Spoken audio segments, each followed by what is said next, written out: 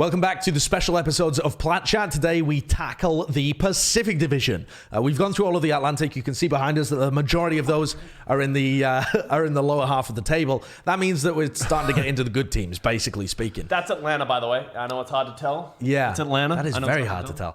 Okay, so the first team, though, actually is one of the, I think, the weaker teams in the Pacific Conference. I agree. It is the Chengdu Hunters.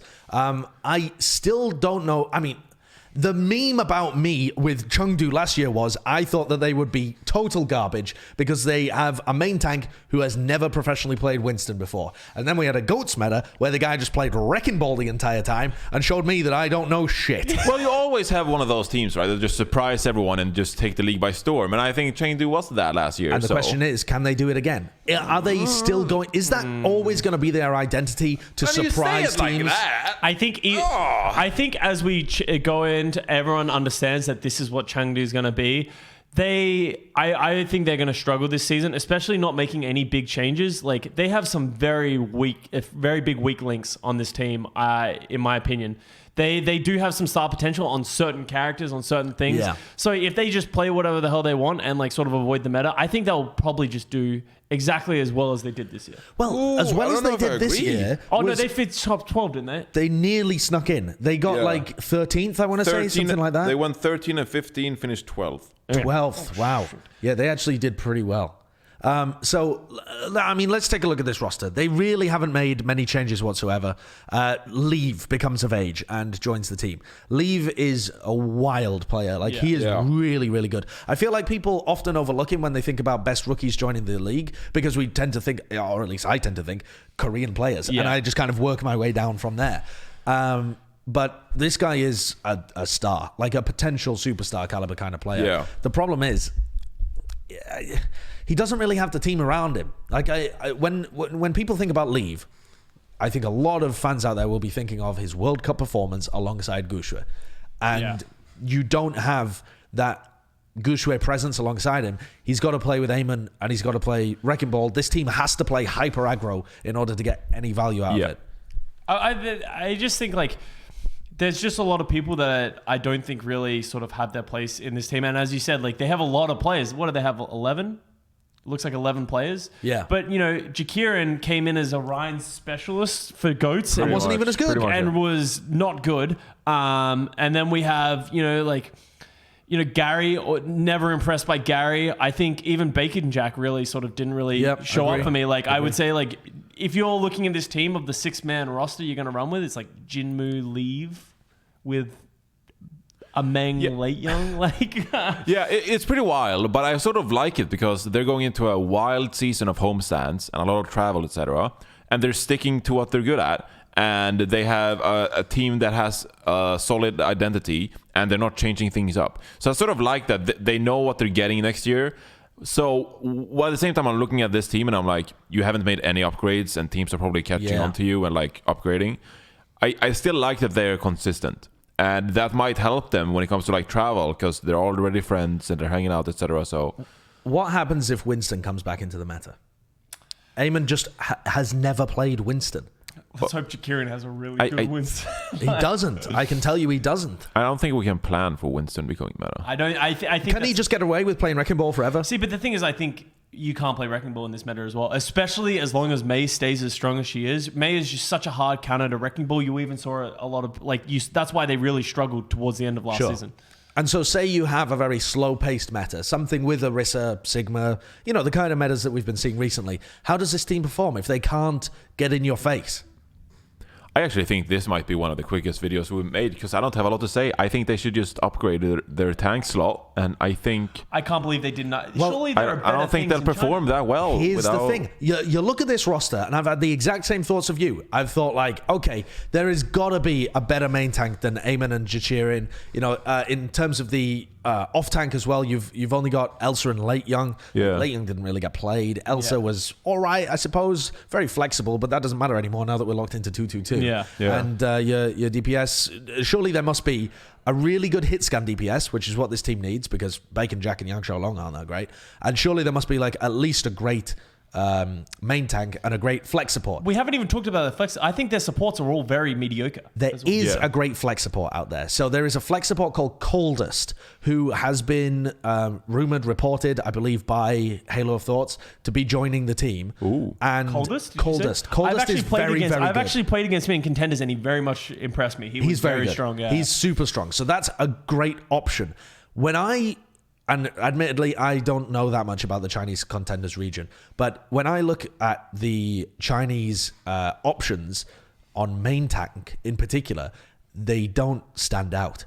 A lot of the good Chinese teams have Korean main tanks, and the good. There's a guy called what's his name? Like Silver 3 or something like that. I can't even remember what the name of the guy is. And he was like one of the few people when I was kind of watching through that I thought, you look okay. But there isn't another Gushui.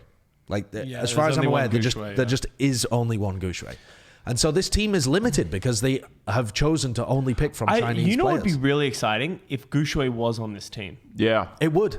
It would change the entire dynamic. I think it would be really interesting to see how he would perform on this team because I think he would really help them a lot.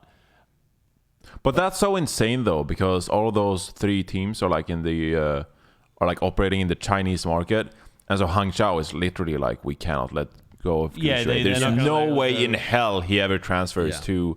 They'll never trade him to Chengdu. Yeah. So it's 4 teams in the trade market. I want to bring up as well the idea of this team having some kind of advantage when it comes to homestands happening in China.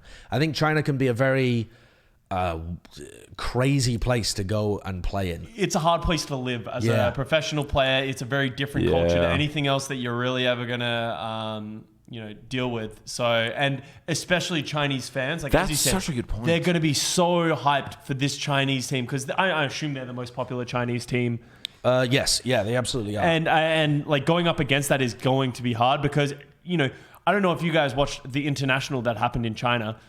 They cheered for China. Anytime another team was on, just complete silence. They don't care. If you're not Chinese, they don't care. And China is going to sell out big stadiums, and China is going to sell out with almost entirely Chinese fans. Yeah. And a lot of the Chinese fans, like you said, they'd love to see Chinese teams play. So, and this doesn't matter if they're playing in Chengdu or not. Guangzhou have 5 homestands. They must be going to at least some of those. Yeah. A lot of their rotation will be in China. There's, 4 Chinese teams? Yes, 4 now. Yeah, 4. And they're going to be rotating around some of those. They have an extreme advantage over a team like, any team, because even the other Chinese franchises don't have Chinese players. Yeah, I would almost buff some of these Chinese teams based on the fact that they're playing in China at homestands. I think they're going to benefit a lot. It's only this team. Guangzhou isn't a Chinese team in terms of the players. Maybe they'll cheer for Guangzhou, but they're still going to have difficulty living there. There's a lot of management issues, how do we feed our players and where do we go at night to hang out or stuff like that. Those were the problems I faced when I was in China with Rogue and played there. And I was there for a month. And we went to Burger King pretty much all the time. Well, do you think Guangzhou with Nero, for example, is going to assimilate him incredibly well? Will they have an advantage by virtue of the org being Chinese, or will they have a disadvantage because their players are Chinese? So now we're getting all cultural, but I think Nero as an American player is more exposed to other cultures, when it comes to food and stuff.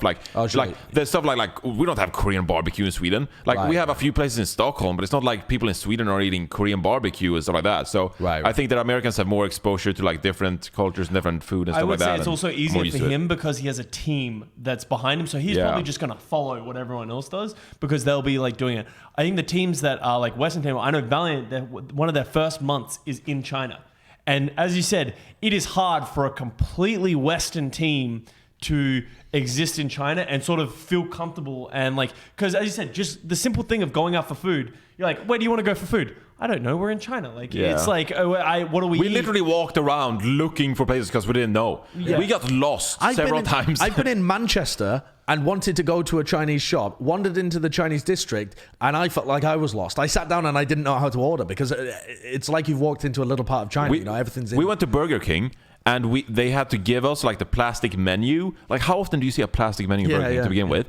Because they didn't understand English, so we had to point at what burgers we wanted, and they had to be do you want fries? Do you want that's the kind of stuff that drives you insane as a player because you're like, I want to play Overwatch, I want to practice, I want to think about Overwatch. But instead, you have to walk around, find places to eat, find people who can talk English. They're like, it's a whole process. You feel very foreign. Oh, definitely. Yeah. Especially in China. China is a very extreme one. Probably one of the worst in the world, where it's like you're going to feel very foreign in their country. Yeah. I still, this is outside of Chengdu Hunters, but I still tell everyone to go to China because it's awesome, it's so different that it's just like, whoa. It's awesome, but like I'm talking from a purely professional, I'm here to win games. It is definitely going to be a strain on that. Yeah, just like there's just different cultures, like the internet cafe, like we were at, it's just different like behavior and just like culture, and it's just hard to adapt to. So I think teams like Chengdu Hunters is actually going to benefit from that. So how much stock do you put into them? Do you think that they're going to perform better or worse than they did last season? Because I think they're going to be worse. Yeah, I think they're going to be worse. So over under is they went 13 and 15 last year, ended 12th.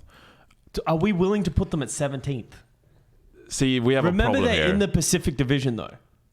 The market has really come back to bite our ass. I think you want to show the full screen? I would rather put them at 14. You would put them at 14th. You would slip Mayhem, I think Paris, and just London because down. of Yeah, I think everything, so. they're playing more homestands in China. But I think then- I would put them over those teams. But then we're stuck because then we have Fuel and Valiant left. And they would. Fuel is a really interesting We'll put one. Valiant at 9th, and then we'll put Fuel at 19th. What are you on about? Okay, I honestly, I'm not confident in Chengdu. As much as I talked up their like ability to perform in homestands and stuff, if you look I pound for could put pound, them 11th. pound for You're gonna put them my 11th. God, pound for pound, who the hell have they got on that roster that you would take over the players in Toronto or Justice or even Mayhem? Like, You know what? I think you're selling them I short. think, you know what? I'm actually starting to lean. I think this could be like a hot take that we have. I think Chengdu might actually do well this season. After like talking about this thing, I think they're going to be consistent. They're going to be comfortable. I think it's going to be. I think if anything, remember this entire team as well. Last season had to live in the US. Yes. On Yeah. top of that, these guys are going to be home. They're going to be comfortable. It's going to be easier. They're going to be in their own space. I think these guys will all perform better this year. And all of these teams behind us being crazy as hell, there's something comforting about this team being very reliable. And I do not think that we should put them above Justice and Toronto. Well, do you want to move Justice and Toronto up? And then we put Chengdu at 13. I would do that. I feel all right about that. okay, I'm only going to agree to that because they are in the Pacific Division and have a harder position. They're in the Pacific Division, and even though they get the buff from being in China is countered by facing some really powerful yeah. teams. Yeah, okay. And then they also just, if they manage So there's to, an asterisk. yeah, but if they hit a meta as well that they're not comfortable with, they are going to be awful. Oh yeah, you can't rub out Toronto. that's fine. We'll have to draw like some arrows or something to indicate. Oh, you're going to cross it out. You're a genius, bro. Yeah, who would have thought? I actually didn't think Who would about have crossing thought? it out. I was just, my Strike through. I'm stuck in the box. What was this? And then it was Toronto. Yeah, I guess Toronto would be above them. No, Toronto. Yeah, Toronto's there, yeah. Why? Who did we? No, who did you write? Who did you? What have we done? Justice. Yeah, Justice. Oh, there you yeah. go. There you go. I think this is the first time in humanity that someone has done like strike through on a whiteboard. Yeah, I just look at this roster and I just think to myself, this is a lot of like how good is like Keo Eveltal as a support I think line? that's by far, I think, their weakest point. If they get coldest, I feel much better about them. Yeah. How good is Elsa as an off tank? He's fine, maybe. All right. I don't know. How good is Eamon at anything that isn't Wrecking Ball? He's fine, I No, guess. that's what's so good about the Chengdu Hunters is that you look at them as a team and the environment and the chemistry, and you're like, all of it is fine. It's just There's fine. no okay, point of here's- conflict Here's my other worry about it. except aim. They succeeded last year by defying the meta. As soon as other teams went toe-to-toe with them in terms of DPS versus DPS, they actually slipped a lot. Okay, you said that Yang Xiaolong was shite. He's not that shite. His hit scan is. It's not. It has it's some not potential. good, man. It ain't good. It's like okay at best. Yeah, but we're also looking at 12 and 13, bro. None of these are good. Yang Xiaolong. They're just less shite. Yang Xiaolong, worse than Sire player, worse than Z or Soon. No, but those Worse than Glister. No, but those are literally the 3 shining points of all 3 of those teams. There's the Yes, that's true. It's slightly disingenuous. Yeah. All right, but here's a genuine thing that does concern me. Among versus Ben Best, and let's like re-argue. All right, but here's a thing that really bothers me is that I think Chengdu surprised people last year and went against the meta. I think that everyone knows how Chengdu plays now. They are just going to match them in terms of DPS, and Chengdu does not have the DPS firepower outside of Leave to be able to match up to other teams. No, I disagree. Under the fact of just the simple meta right now is a lot of Sigma, Orisa, Bat Zen. Teams are having success playing like Wrecking Ball's Pharah. And I think they can definitely get away with it by playing Pharah again. They can get away with it playing they will Wrecking just Ball. match them. They'll just mirror them and beat them. And less time to practice because you're flying everywhere. Flying. Teams will not have the ability to catch up. I don't think you could match them last season when like people tried to match them, but I think it's gonna be harder. Speaking as a former pro, matching and counter-stratting a team just theoretically without practice is the most... You're winging it. It's so hard. Because you get into the game with an idea and then you're like... It doesn't work. Oh, you're like... What am I doing? Yeah. You freeze up. I don't know how to explain it. No, it's definitely... But you're like... It comes down like... It comes down to the small things. You're like, okay, we're going to play this style and we're going to play this way to counter their style. And you're like, I don't know where to walk left or right here. And it just messes up your entire play. And then you're like, you die and you're like, oh man, I shouldn't have done that. That's what Chengdu know they shouldn't have done. That's because they practice. It is very hard to match a style. And teams didn't... No one actually really tried to match Chengdu other than the teams that also sucked at... goats and that kind of stuff. But that's the problem. Those teams that sucked still were beating Chengdu at the direct matchups. And that's when they realized that they could win a couple of matches here and there by matching up. That's what Valiant did in Stage 3. But in Stage 3, you guys were a lot better than Chengdu ever were. And that is my biggest issue, is that Chengdu's best was worse than when other teams decided to go, fuck it, we'll play like Chengdu. And that's why they're still at 13th. Yeah, sure. Yeah, I mean, that's fair enough. Fair enough. All right. There's our thoughts on Chengdu Hunters. That's a long one. Join us next time when we will be discussing the Guangzhou Charge, who I genuinely believe are a really good team. They're so good. Chill out.